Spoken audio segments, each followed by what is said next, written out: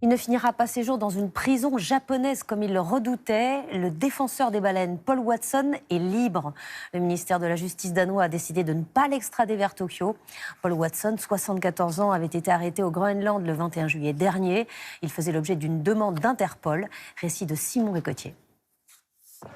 Malgré le vent et le froid, Paul Watson a le sourire. Il vient d'être libéré de prison.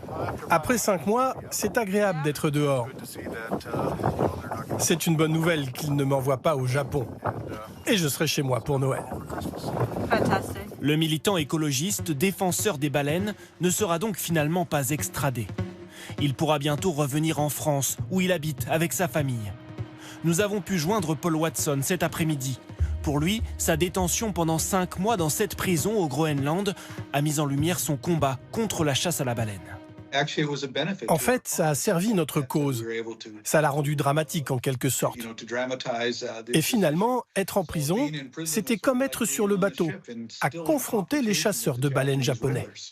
Le Japon accuse Paul Watson d'avoir entravé ses activités commerciales et d'avoir, il y a 10 ans, blessé un marin.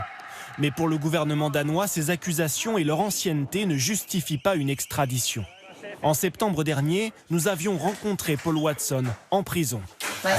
Il dénonçait alors l'hypocrisie des autorités japonaises qui disaient chasser la baleine à des fins scientifiques. Empêcher leurs activités commerciales? Ils disaient que c'était de la recherche. Ils disaient que c'était de la science. Ils admettaient, enfin, ils prétendaient que ce n'était pas pour le commerce. Comment est-ce que j'ai pu empêcher leurs activités commerciales si ce n'était pas commercial? Le Japon est l'un des seuls pays dans le monde à encore chasser la baleine, une pratique pourtant interdite depuis 1986. Le Japon dit que ce n'est pas illégal. Ils peuvent dire ce qu'ils veulent. Je suis sûr que tous les criminels disent que ce qu'ils font n'est pas illégal. Mais la Commission baleinière internationale, elle, l'a dit très clairement. Paul Watson est toujours visé par une notice rouge d'Interpol qui l'empêche de voyager partout dans le monde. Il assure néanmoins qu'il ne cessera jamais son combat en faveur des mammifères marins.